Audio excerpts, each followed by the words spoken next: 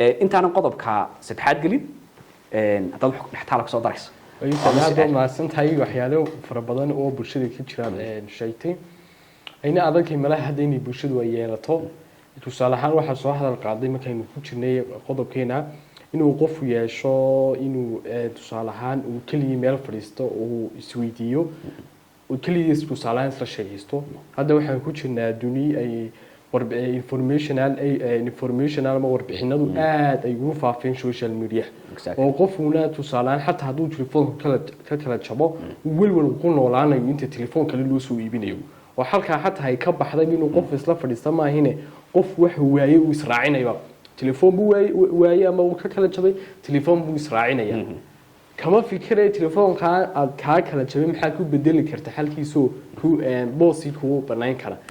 سيبو قفو نفتي سما تقانيي وقت ولا قادن كلا way xabad ay aad bin wadagtay hadii xaafada la joogo hadii jaamacad la joogo hadii asxaabta la joogo aw la hay'ad in asxaabku wala fadhiyaan ay wala sheekaystaan tuulada tusaalaha soo ciyaareen nolosha ka wala sheekaysan adu xaalad wala sheekaysay galan laakiin hadda badana cafeteria la fadhiisanaya cafeteria waliba internet bay leedahay qofkiisa telefoonkiisa ama internet ku furanaya dad waxaad arkaysaa isla fadhiyo oo aanan wala sheekaysanin waxaana ka sii duwankii waliba qof markuu kaliya cafeteria qofka wuxuu saarayaaba inuu telefoon qawn isticmaalo ilaawo inuu naftiisa bal horta waqti la yar qaato su'aal isweydiiyo sidoo qofku arinta uu ramadeelan kara ama u yeelan kara inuu qofku naftiisa uu la sheekaysto sidoo qofku naftiisa uu la sheekaysan karo oo ugu samir kara intuu naftiisa la sheekaysanay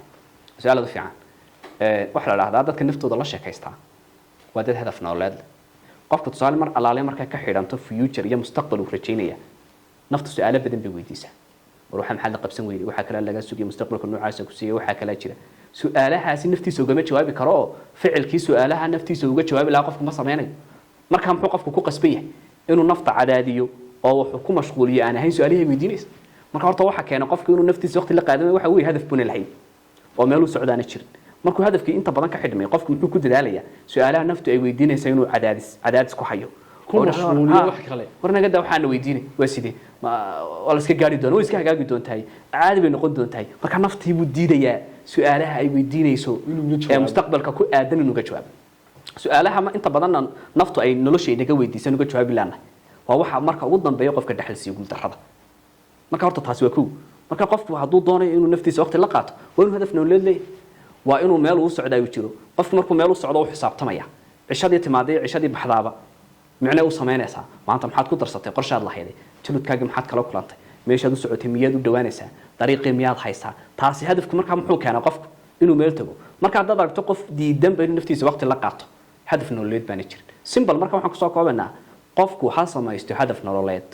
oo naftiisa meel ku gaari karo taasi marka waxay u saamaxaysaa inuu naftiisa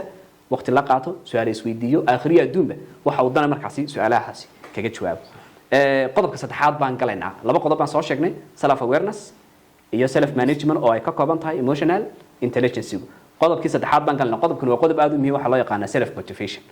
waxay dabcan la xiriiraan inta nimankan ka sheekeyn self motivation waxa la yiraahdaa qofka emotional intelligence la waa inuu awood u yeesho qof hadaf iyo gaari karayo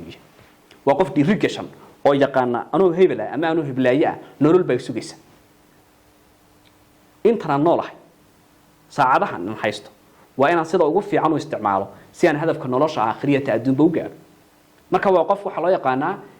achievement oriented balad waa dad markasta ku xisaabtamaya inay guula sameeyaan si ay guula u sameeyaan dhiirigelin qayr xaday haystaan naftiisu bartay naftiisu kantaroolay hadafyo nololeedna uu gaaraya say baashas kugu xidhan tahay adiga silsilad isku xidhan bay noqonaysaa xabad ka boodo tii kale ayaa marka ma fadhiisanaysa marka self motivation marka qofku waa self achieve waa what we call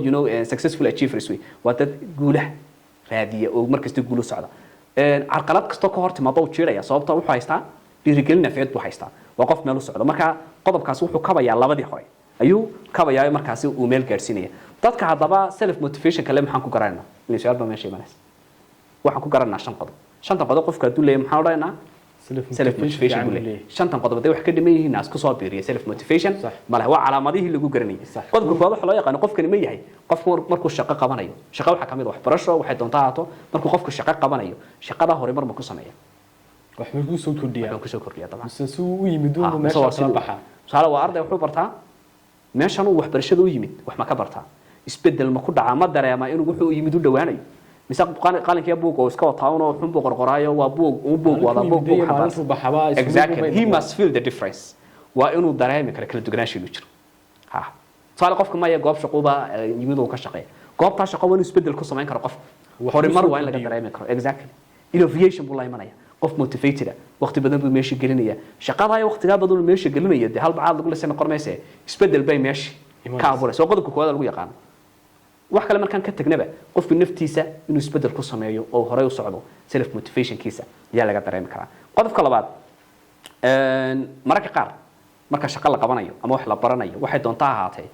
way adag tahay it's difficult waa shay adag qofka self motivation kale waxa lagu yaqaanaa adeegyada nolosha uu ka gudbaa noloshu sideedaba waa carqalada istaba yaala dhibaatooyin midba mid ay ku dhiibayso meeshu waa raf ma halaami simanoo la ordayo waa raf moogta waxa la doonaya inaan iyo gabadh adag oo rafkaas u babac dhiga deetanaan cabanoo jira dadka inta badan cabashada badan la waxa la yiraahdaa dadka cabashada badan li waxa keena hadafku doonayo oo cirka maray oo qofku expectationka qof kasta hadaf fiican buu doonaya iyo ficilkiisa dhulka gaaba marka soo baxay Soomaa wuxuu doonayay iyo halka uu jooga aad u kala fog dhexda muxuu ku buuxinayaa cabashu ku buuxinaya shaqo ma taalo waxa lama qaban karo wada ka noocaasa dad wanaagsan oo la guursaday ma jiro gabdhaha dhan baa xumaaday ragga dhan baa xumaaday xaafadeedu waxay iga burburtay ninka xumaa xaafadeedu waxay iga burburtay gabadha xumayd iyada wax kale oo cudur daarno qofka sameeynaya moogta sababta gaabki cabashu ku buuxinaya exactly marka dadka self motivation ka lihi ma yaqaanaan cabasho way jiraan waa qodobka labaad waa qof taskiga iyo shaqada loo diro inuu ka soo baxo isku day in alla inta kareenkiisa cabasho ma yaqaan waxa lagu yaqaan dadka self motivation kale waa dad ay ku yar tahay haday cid saaxiibaan ama meel uu shaqo tago ama meel uu wax ka baranayo galo inay ka tagaan way adag tahay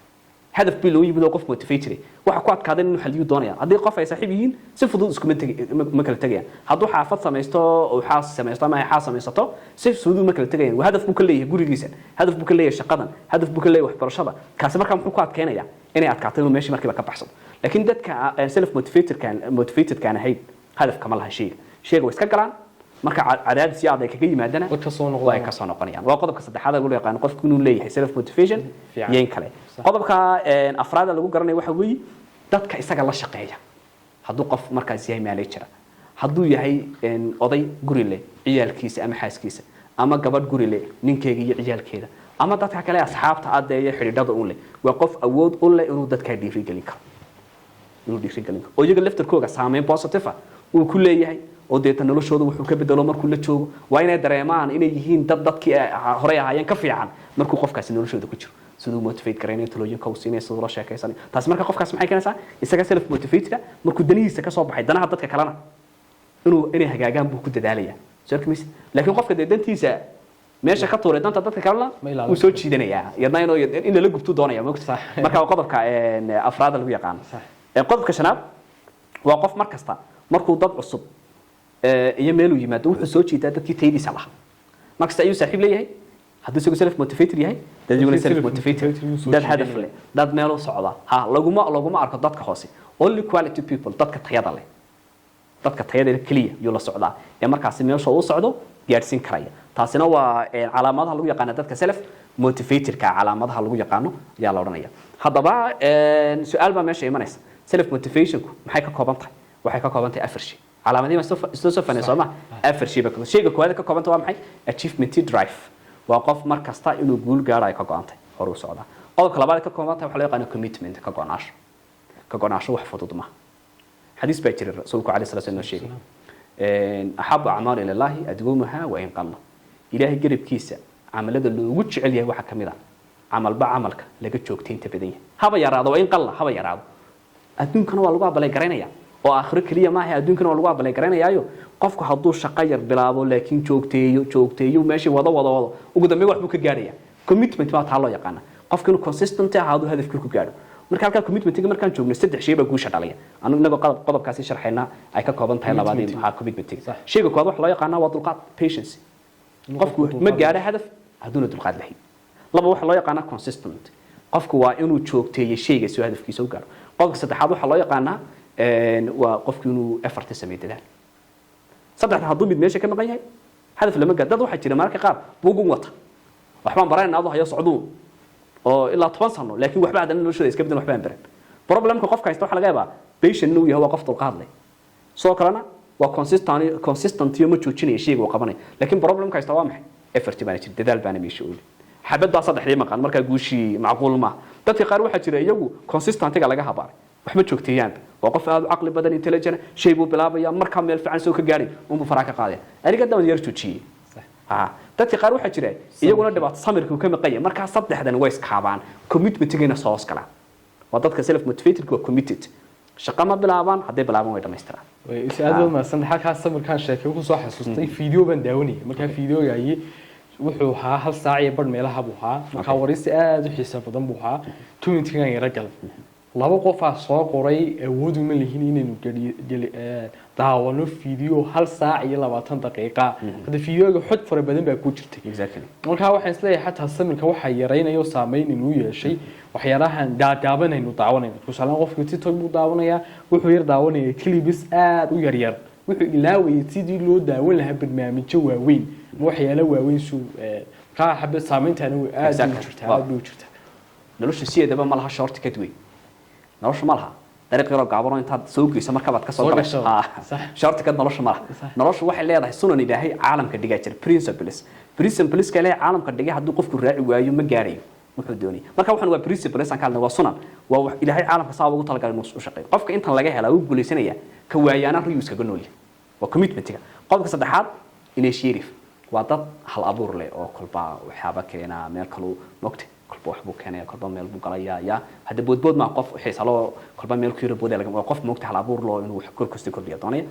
qodobka ugu muhiimsan lagu yaqaan dadka self motivated ka ee ka dhigaysa inay self motivated noqdaan nafsiyan dhiiri gashanaadaan waa dad optimistic oo dhanka fiican wax ka eeg adduunka daaqada wanaagsan bay ka joogaan wanaag baa u muuqda inaga laakiin imika waxa bay nagu badanaysaba dagaal waxaad moodaa in leenugu jiro qoyskeena iyo nolosheena in lagula jiro deetana wixii oo dhan ba leenoo xumeeyey wixii oo dhan ba leenoo xumeeyey marka qaar waxa laga hadlayaa nin fiican inuu jirin gabadh fiican inay jirin shaqaynay jirin maxay marka dad soo wadaalaynaya ayaa laynaga dhigay marka meesha problemka meesha ka baxay waa maxay dadkii noloshii baa loo xumeeyey oo looga dhigay meel xun oo mugdi oo madow waxba laga haysan marka dad wada cabanay baad arkaysaa qofka ku xiran tahay nolosha uu doonayo inuu ku noolaado midna ha fahmeen dhalinyartu midna ha fahmeen nolosha dadka kale taada maaha taaduna tooda maaha exactly haddii qof isagu noloshiisa waxay ka xumaadeen isagoo go'aanka uu qaatay ku xidhnayd adiguna go'aanka aad qaadatay ku xidhan tahay inaad noloshaada wanaagsanaato iyana xumaato tusaale hadday xaasas badan isa soo fureen rag iyo dumar badan is qabayso soo fureen oo guryahoogu burbureen ma aha gurigaaguna inuu burburay waxay ku xidhan tahay adigu mentality-ga iyo dixaa qaabka gurigaagu la tagto taay ku xidhan micnihii tusaale nolol kaloo qof uma noqon kara taada weliba dadka ugu dhowdhowba uma noqon karine walaashaa iyo walaalkaayo uma noqon karaan dadka ka fogna iska daa nolosha hooyada ee aabahaba taad yahay waa waalidkeena waa jecel laakiin taada toodu taada ma marka taada saad u dhisato yaa ku xidhan exactly marka self motivation kana afartaa qodob ayay ka kooban tahay marka self motivation ka laga hadlayo sida loo dhisi karaa self motivation ka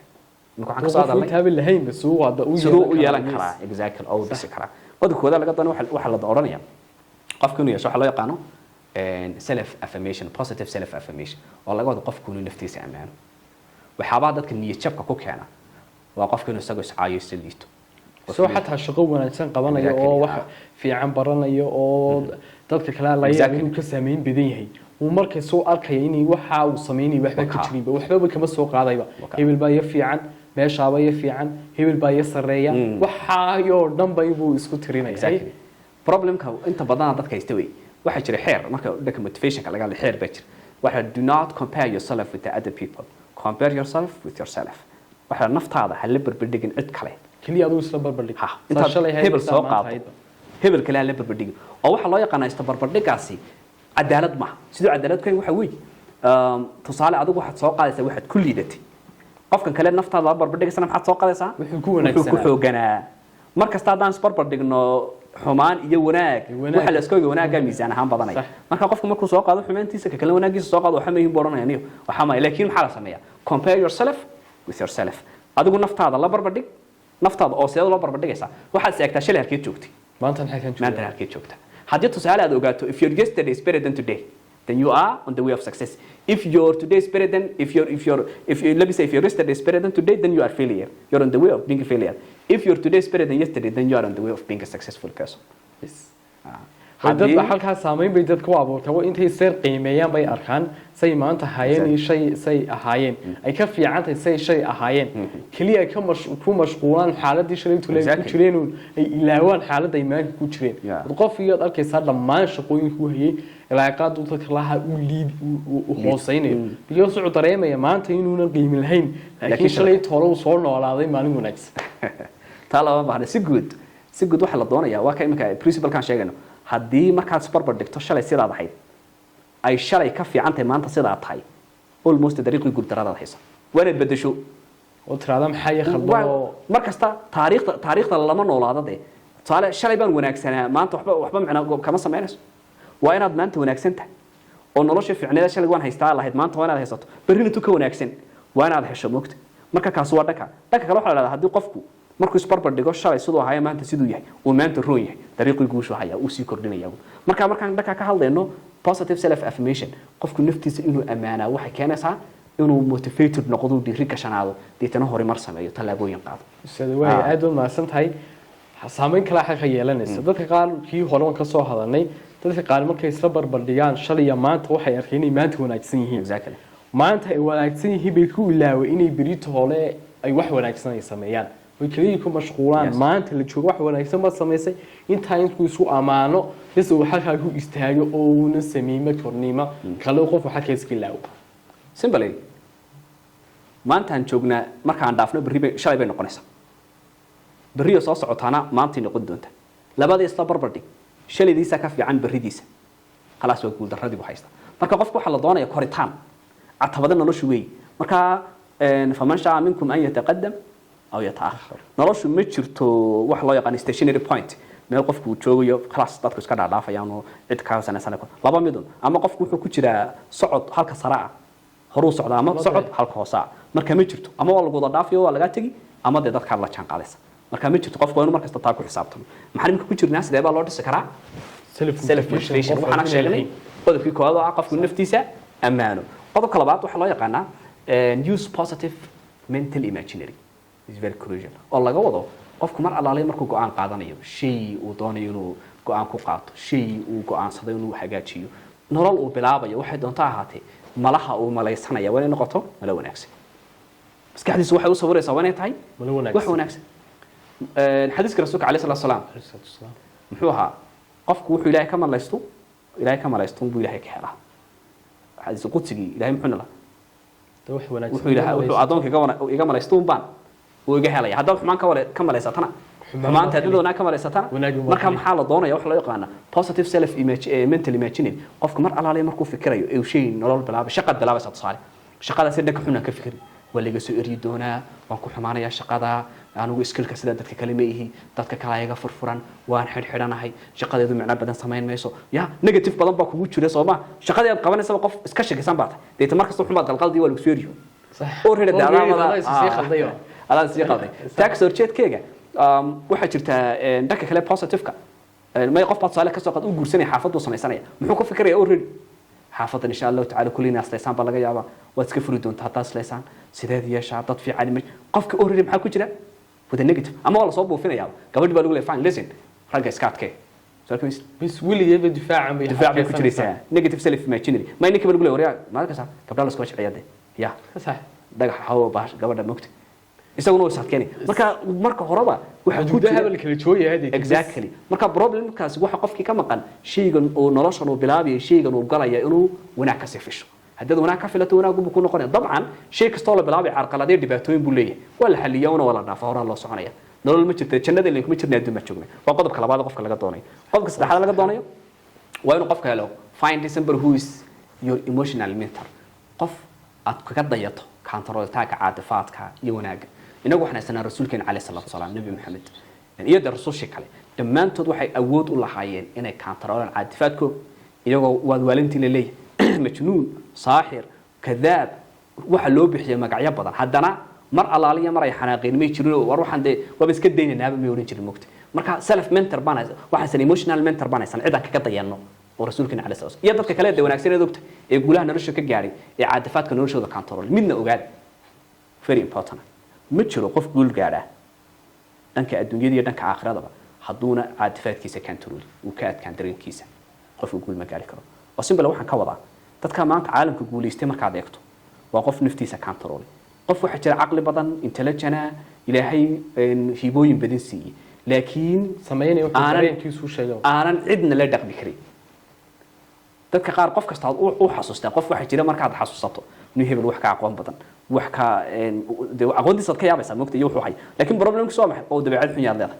laba qof meeshin karaya qof islama joogi karaya maxaa aasaya aqoontiisa emotionkiisa ba aasay salaajiga it is very crucial qofka inuu control karo caadifaadkiisa self motivate qodobka afraad ee self motivationka lagu dhisi karo waxa kamid ah qofka inuu isku dayo create a healthy working environment dadka uu la shaqeynayo inuu qaab wanaagsan ula shaqeeyo oo uuna qof xistiye noqon qof umada kale ceebahooga baarbaara qof umadu ka daba shaqeeyo maamulku korbeerto hebel wuxuu sameeyay moogta hebelka kale wuxuu la moogta shaqadooda ku asma qabsan dadku isku diray inuu nahayn waa inuu environment-ka uu ka shaqeynayo oo ka dhigo meel wanaagsan oo isagu shaqadiisa oo ka adkaado dadka waxay kaga xidhan yihiin uu la shaqeeyo ninka saddex qodob baan soo dhameeyno oo ku aadan emotional intelligence-ga su-aasheena kale waxay noqonaysaa si guud haddana muxuu ka koobnaan doonaa emotional intelligence muxuu ka components ka koobnaan doonaa waxay noqontaa components emotional intelligence ka koobnaan karo imika waxaan ka sheegnay saddex sax kii koowaad muxuu ahaa inuu qofku noqdo self awareness kii labaad muxuu ahaa inuu qofku yeesho self management kii saddexaadna inuu noqdo qof self motivated kii afraad baan bilaabay loo yaqaano mid baa markaa inoo hari doonaa kan markaa afraad ka tagnaa loo yaqaan empathy kelmadani way ka micno weyn tahay naxariis empathy oo diirnixid oo qofka micno empathy simple marka la qeexo waxa la dhahaa waa inaad dareenka qofka kale uu dareemayo adiguna halkiisa oo kale aad isdhigto empathy way ka dugan tahay qofka aan yar naxariisto waxba iska sii way ka dugan tahay way ka micno badan tahay tusaale qof baa qalad kugu sameeyay oo kugu qaldamay qofkana waxaad physically ka akhrisatay ama wadaafka baa ka yiraahday inuu doonayo inaad cafiso ama simple qofka markuu ku hor fadhiyo kelmadaha aad u isticmaal lahayd ku oreys leedahay waxaad naftaada weydiinaysaa adigu ma jeclaan lahayd kelmadaha noocaas in lagu yiraahdo haddaad xaaladiisa ku jiri lahayd haddii jawaabtu tahay maya kuma oranaysid marka dareenka qofka halkiisa aad isdhigaysaa halkiisa feel the other person's shoes baa qofka halkiisa aad isdhig dee xaaladda uu ku jira haddaad ku jiri lahayd adiga maxaa ku dejin lahaa isweydii tusaale qof baa kugu xanaaqay marka soo qaadanka kale waa kugu xanaaqsan waxay isteedahay marka adigu aad xanaaqdo ee xaaladiisa kale ku jirto haddii maxay lagu sameyn lahaa ayaa degi lahayd waad xaaladda ka soo bixi lahayd oo qofka si fiican u lahadli lahayd wixii aad ku degi lahayd waad akhrisatay soo ma inaan si fiican lagula hadlo aan lagugu sii adkeyn lagula sii marmin lagu dejiyo adigu tii samee oo xaaladiisa kale iska marka wax loo yaqaano qofka inaad u damqato waxay noqonaysaa inaad isdhigto halkuu isagu yaalo deetana wixii isagu ku hagaagi lahaa ee uu ku fiicnaan lahaa sidiisoo kale aad samayso waxa ugu wanaagsan ee empathy-gana number 1 ka ah marka dadkaan doonayno inaad markaasi isku soo dhawaano waxa weeye inaad dulqaad yeelato oo qofkaasi inaad u naxariisatahay ka go'an tahay waa empathy-ga marka la oranay understand other people's feelings qofka dadka kale inaad dareenkooda aad baratood fahanto soo arkaysid waxa saasoo kale kamid ah hadaba maxay ka kooban tahay empathy-gu waxay ka kooban tahay iyaduna shan shay bay ka kooban tahay sidoo kale waxa loo yaqaanaa understanding other people inaad fahanto dadka kale fahanha dareenka dadka kale fahan akhriso waxa baa psychology-gu ku cajiibka yahay inaad barato dadka kale dareenkooda inaad la shaqeyn karto akhrisato mugta dadka qof kale dareenkiisa akhriso you understand qofkani sidee buu jeclaan lahayn loola dhaqmo adoo ka tusaale qaadanaysa aad ugu jeceshahay in lagula dhaqmo dadka loolama tago laguma sameeyo waxa adigu aanad jeclayn in lagula yimaado lagu sameeyo marka taas maxay keenaysaa inaad markaa dadkiis fahantaan isku soo dhawaataan qodobka labaad waxa loo yaqaanaa developing others dadka kale laftarkooga ayaan kor soo qaadana tusaale waxa dhacaysa marka qaar inuu kugu soo hagaago isla shaqeysaan ama aad xiriir leedihiin ama aad wada nooshihiin oo walaalaha iyo taxaafidina kamid ama bada aad guursato qof emotionally hooseeyo aan caadifaadkiisa control karin taamicnigu waxay ka dhigan tahay waan furaya waan iskeeraya waan ka tagaya lama shaqeynay waxa la doonay qofka empathy-ga leh qofka aad soo baraysa korbaad soo qaadaysa waxa soo gaarsiinaysa heer asta jaan qaadi kartaan sax ha marka dadku waan wax ku darsato oo qofkii wax barato oo xaaladda uu ku jiro aad ka soo saarto xaaladda fiicnada keento adoon oo dhan waxba ku baray dhageyso si yaro day by day tacaamulaadkiina buu qofku wax ku baranaya deetan kor buu soo kacaya qofku intuu isla yaqaan jiro kolba xaaladaada imanaya qodobka saddexaad waxa loo yaqaanaa serving others dadka inaad u adeegto oo waxa la leeyahay bulshada ka caawin karto qof aad noqoto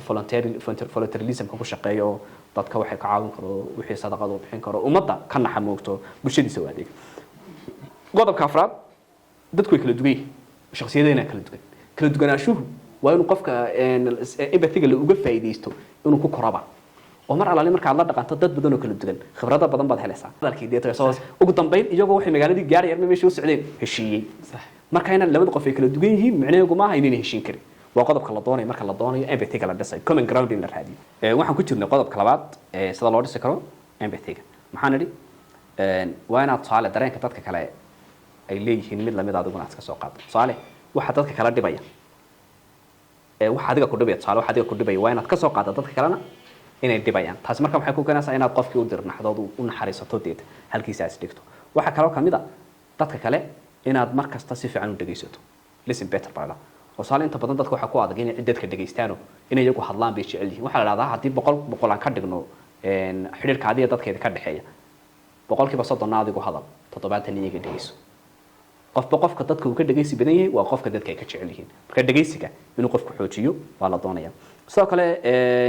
qofku waa inuu isku dayo qodobka ugu dambeeya inuu eeshanaad waa inuu qofku isku dayo inuu ogaado dadka kale dareenkooga iyo waxay doonayaan inay markaa u sheegaan inuu dareemi karo oo deeto markaa hanan iska indhamarinde qofka dareenkiisa wanaad akhrisan karto isagoo marka qaar ku sheeginba xaaladda uu ku jiro ilaa physically waxa la yiraahdaa communication waa laba soo ma verbal iyo non-verbal verbalka waa waxa hadalkii waxa caadiga qofku waxa laga yaabaa boqolkiiba 70 inuu dareen ahaan kugu sheegto shay waana wax ka akhrisan karto waxaan ugu dambeyn ku soo gabagabeynaa shantii xabbe ka koobnayd shantii element shantii components ee ka koobnayd emotional intelligence kii shanaad oo loo yaqaan managing relationship markuu qofku tusaale self awareness yeesho uu naftiisa barto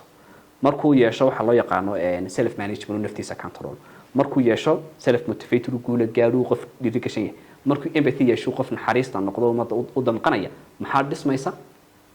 relationship management inuu maamuli karo xiriirka dadka kale uu leeyahay waa ugu muhiimsan isaguna relationship management simba marka la qeexo waa awood qofku uu leeyahay inuu ilaalin karo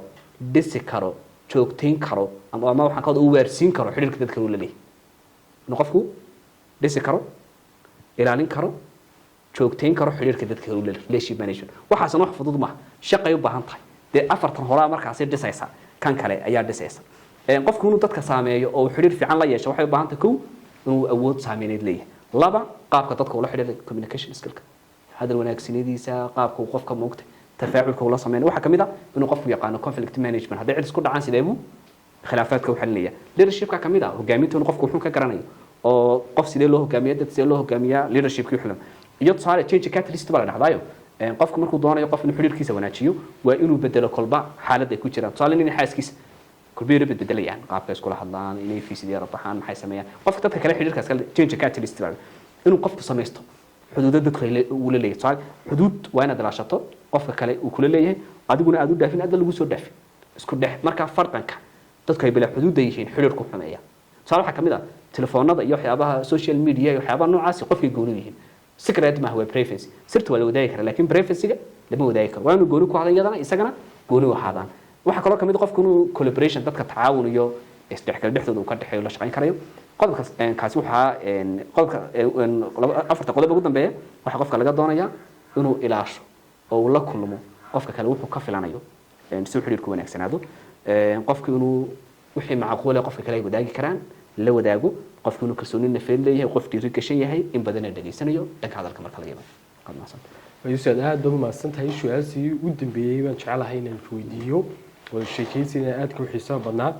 su-aashana u dambeeyey ee rabo inaan weydiiyo waxa weeyaan